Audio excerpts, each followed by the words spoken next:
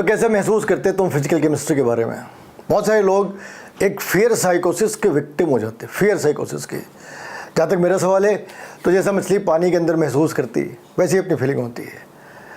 मेरे अपने अलग रीजन हो सकते हैं, तुम्हारे परेशानी के अलग रीजन हो सकते हैं। वो बंदा एक मॉब साइकोलॉजी का विक्टिम है जहाँ पे फिजिकल केमिस्ट्री की बात आती है। जैसे उसने पेपर देखा, उसकी पहली प्रायोरिटी क्या होती है? उन सारी चीज़ों को हटा दो जिसके अंदर न्यूमेरिकल से इन्वॉल्व होती है। इस वाली मेंटेलिटी के शिकार हो तो तुम्हें अपनी माइंडसेट चेंज करने की जरूरत है। जो डर गया समझो मर गया। तो तुम उस वाले माइंडसेट के अंदर हो जिसने ये सोच रखा है कि जी ये आसान है, मुश्किल है जी, वो बाद की बात है, पहले तो हमें ये देखना है जी, हमें देखना ही नहीं।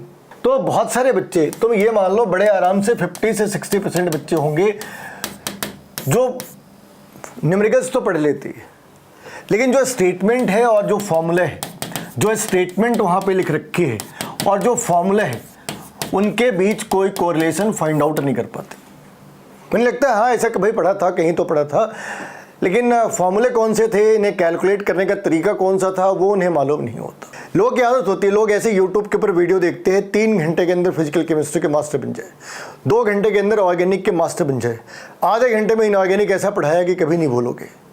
तो भाई ये जो चीज़ें हैं ना, ये सपने बेचने वाली बात है, इमेजिनेशन की बात है। हमने कहा आम का पेड़ मेरी हाथ पे लग जाए, जादू में तो लग सकते हैं, लेकिन एक्चुअल में तो नहीं लग सकती ना। एक्चुअल में आम का पेड़ आने में कम से कम 4-5 सालों का टाइम लगता है। तो 30 दिन, 15 दिन, 15 घंटे, 15 सेकेंड, ये सब मतलब ठीक है, दिल लगी करने की बात हो तो अलग सी बात है, लेकिन इसको आपको सीरियसली लेना ही नहीं है। उसने कैलकुलेशन भी ठीक ठाक कर ली, आखिर में वो लॉग और ग्राफ के अंदर आके फंस जाते हैं।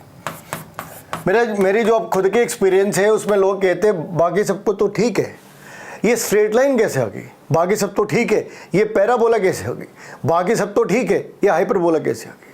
अच्छा, तो मैथ के कुछ पार्ट्स हैं जो रेगुलरली यूज होते हैं फिजिक्स के अंदर में और केमिस्ट्री के अंदर में भी।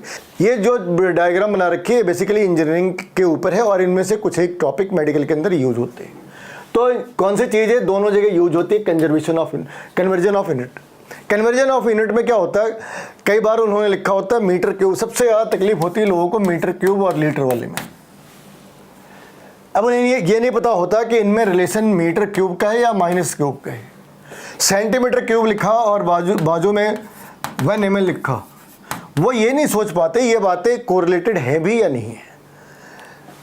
तो यहाँ पे बहुत बड़ी प्रॉब्लम आ जाती है जब आप यूनिट को एक यूनिट को दूसरे यूनिट के अंदर कन्वर्ट कर रहे हैं, और खास करके जो बहुत ही पॉपुलर है मगर ऐसा यूनिट नहीं है, पॉपुलर है मगर ऐसा यूनिट नहीं है। जैसे एटीएम को अगर हमने न्यूटन मीटर में कन्वर्ट करना है, क्योंकि जो प्रेशर की यूनिट है तो वो तो यही है ना, फोर्स पर यूनिट एरिया अगर हमने करा तो एटीएम को न्यूटन मीटर के अंदर कन्वर्ट करना हो, कई सारे न्यूमेरिकल इस तरीके से डिजाइन करे जाते हैं कि अगर तुमने एटीएम के अंदर वैल्यू ली तो गलत आंसर आने हैं। तो ये एक बहुत बड़ा मेजर क्राइटेरिया है, मेजर पार्ट है जहाँ पे लोग फंस जाते हैं। इसके बाद लीनियर इक्वेशन, वो जो स्ट्रेट लाइन आ गई, हाइपरबोला आ गई, पैराबोला आ गई, या उसने ऐसी जिगजैग मार दी है ना, कट मार दी उसने, तो वो सारी चीज़ें यहाँ से डील करते हैं। लॉग एक ऐसी पार्ट है जो सबसे ज़्यादा वीकनेस है लोगों की। लोगों ने लॉग के बारे में जो डेफिनेशन है वो 10th क्लास में पढ़ी और एप्लीकेशन 11th क्लास के अंदर है। प्रॉब्लम डिजाइन करी है जिसके अंदर ये चीज़ें इन्वॉल्व हैं। तो जो लोग हैं उन्होंने इसका एक आइडिया निकाला, उन्होंने इसका एक तरीका निकाला इस प्रॉब्लम को हैंडल करने का, कि मैथमेटिकल टूल्स नाम की चैप्टर पढ़ानी स्टार्ट करी, जो इक्वली इंपॉर्टेंट है फिजिक्स और केमिस्ट्री को लेकर। अब सॉल्यूशन वाली पार्ट पे आती है कि सॉल्यूशन क्या है, इन सारी चीज़ों का सॉल्यूशन क्या है। तो सबसे पहले मन के डर को भगाए, है ना। डरे मन से आप दुनिया नहीं जीत सकते, डरा हुआ मन दुनिया नहीं जीत सकता, तो फिजिकल केमिस्ट्री भी नहीं बना सकते। अगर तुम डर गए तो तुमसे फिजिकल केमिस्ट्री या कोई भी केमिस्ट्री नहीं हो सकती। तो पहले अपने जो वीकली मेनू है उस मेनू के अंदर ये मान लो कि 50 के आसपास तुम्हें न्यूमेरिकल्स बनाने हैं। प्यार से न्यूमेरिकल बनाया करो, इन्हें ये मत समझो कि ये तुम्हारे ऊपर कोई लोड है। पहली बात है कॉन्सेप्ट के ऊपर में। फॉर एग्जाम्पल सपोज तुमने पढ़ा प्रेशर ऑफ ए गैस, तुम ये देखो प्रेशर ऑफ ए गैस क्या मोल कॉन्सेप्ट के अंदर है, क्या pressure of A gas equilibrium के अंदर है, और अगर है तो वहां पे इनमें बेसिकली क्या डिफरेंस है, कॉन्सेप्ट वाइज क्या डिफरेंस है। एक गैस जो मोल कॉन्सेप्ट के अंदर पढ़ा, वही गैस जो गैसेस स्टेट के अंदर पढ़ा, उसे गैस के इक्विलिब्रियम पे बिहेवियर में अगर डिफरेंस है तो क्यों है, और अगर नहीं है तो क्यों नहीं है।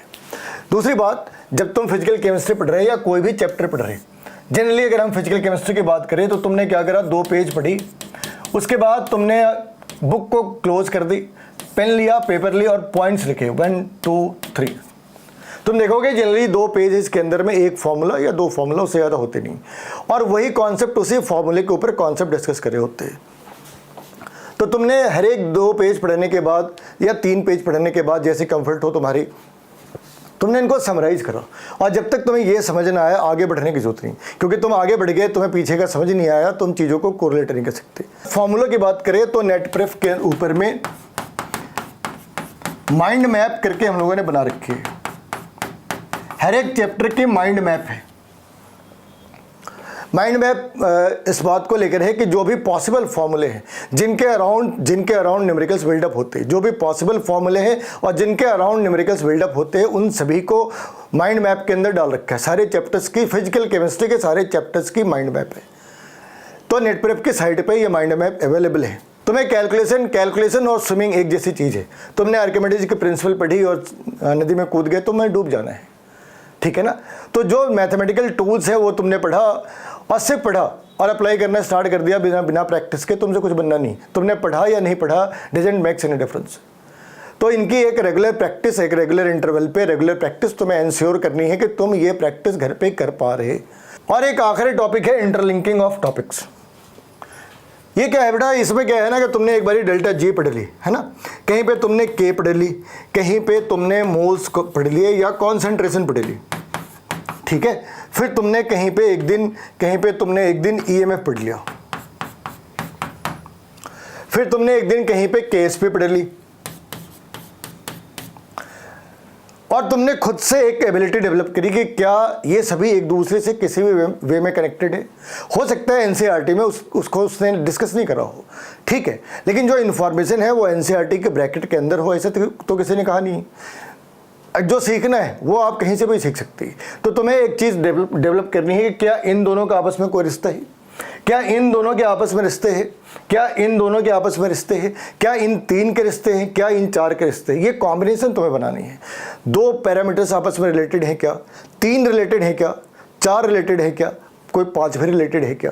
तो ये जो इंटरलिंकिंग है ना, अगर तुम एक बारी सोचना स्टार्ट करोगे तो बहुत ही आसान सी चीज़ है। अगर फिजिकल केमिस्ट्री मेडिकल के पॉइंट ऑफ व्यू से बात करें तो लिटरली ये मान लो कि जो 15 फिजिकल केमिस्ट्री के पेपर आते हैं, जो मेडिकल के प्रॉब्लम होते हैं वो जनरली 2 स्टेप प्रॉब्लम होते हैं, मोस्टली 2 स्टेप प्रॉब्लम होती है, और कुछ तो 1 स्टेप प्रॉब्लम होती है। 3 स्टेप प्रॉब्लम हो ऐसा मेडिकल में आता नहीं। जो मेजॉरिटी है वो 2 स्टेप प्रॉब्लम है। तुमने फॉर्मूले लिखी, वहाँ से ए फाइंड आउट करा और तुम्हें बी निकाल लिए। 2 स्टेप का मतलब है कि तुमने ना ए दे रखा है और उसने बी पूछा है, और बी तक आने के लिए तुम्हें ए मालूम होना चाहिए। तुमने ए निकाली, वैल्यू पुट करी, बी निकाल दी, है ना। उसमें लिखा best book for the numerical chemistry, best book for the numerical chemistry. और जो पहली किताब बाहर आती है वो है न्यूमेरिकल केमिस्ट्री बाई पी बहादुर। इस वाली बुक में हम इनके साथ को राइटर हैं। इस वाली बुक को डेवलप करने में हम लोगों ने मदद करी है, ठीक है। तो ये इसकी पहली रिकमेंडेशन है चैट जीपीटी की। दूसरी बुक डाली फिजिकल केमिस्ट्री की बुक, पहले लिखा था न्यूमेरिकल, अभी लिखी फिजिकल केमिस्ट्री, तो फिर से पहली बुक आ गई भाई पी बहादुर। तो इससे प्रूफ क्या करा हमने, इससे हमने प्रूफ करा, इससे क्या प्रूफ करा वो भी देखते हैं। इससे प्रूफ ये करा कि जो किताबें लिखी है that has been rewarded, that has been recognised by the media, that has been recognised by the student community, so there is the substance to believe my words. समझ के बात। तो ये हवा में बातें नहीं कर रहे, 100 सालों का एक्सपीरियंस है ना। ये जो किताबें हैं ऐसी 8 किताबें और भी हैं, फिजिकल केमिस्ट्री के ऊपर मोस्टली काम कर रहे हैं। तो जो भी बातें तुम्हारे साथ शेयर करी वो मेरा एक्सपीरियंस रहा एज ए फैकल्टी और एज ए को राइटर। तो तुम्हें जो बातें बताई फिजिकल केमिस्ट्री के ऊपर उसका तुम्हें ध्यान रखना है। एक तो मेजर पार्ट फेयर साइकोसिस की है, दूसरी पार्ट तुम प्रैक्टिस ही नहीं करना चाहते।